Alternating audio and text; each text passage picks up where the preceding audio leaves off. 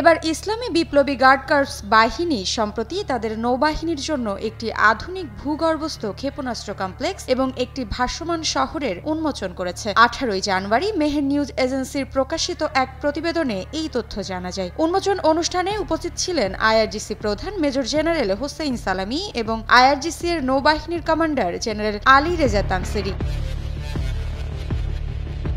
উন্মোচন অনুষ্ঠানে major general Hossein সালামি বলেন, আজ আমরা যে কমপ্লেক্সটি দেখেছি এটি আইআরজিসি নৌবাহিনীর আক্রমণ ক্ষেপণাস্ত্র এবং মাইন স্থাপনকারী জাহাজ সমূহের অন্যতম আধুনিক ব্যবস্থা। এটি আমাদের প্রতিরক্ষা শক্তির একটি ছোট অংশ হলেও এটি বিশাল প্রকল্প। তিনি আরও বলেন, এই ভূগর্ভস্থ কমপ্লেক্স ইরানের প্রতিরক্ষা ব্যবস্থার একটি গুরুত্বপূর্ণ অংশ।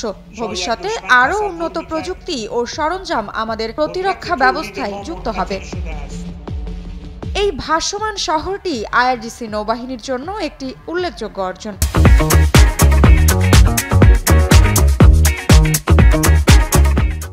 এটি শুধুমাত্র সামরিক কার্যক্রম পরিচালনার জন্য নয়, বরং এটি যুদ্ধকালীন রসদ সরবরাহ এবং আক্রমণাত্মক কার্যক্রম পরিচালনায় ব্যবহার করা হবে। জেনারেল সালামি বলেছেন, এর মাধ্যমে ইরানের সামরিক সক্ষমতা উল্লেখযোগ্যভাবে বৃদ্ধি পাবে।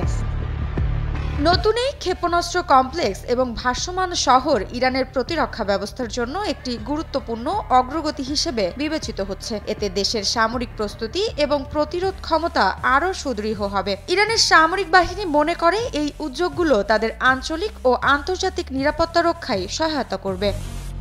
ইরানের সামরিক বাহিনী আরও উন্নত প্রযুক্তি এবং নৌ প্রতিরক্ষা ব্যবস্থার উন্নয়ন অব্যাহত রাখার পরিকল্পনা করেছে। এই বিষয়ে জেনারেল সালামি বলেন, আমাদের লক্ষ্য প্রতিরক্ষাকে আরও শক্তিশালী করা এবং আধুনিক প্রযুক্তি ব্যবহার করে আমাদের নৌবাহিনীকে সর্বোচ্চ পর্যায়ে উন্নীত করা।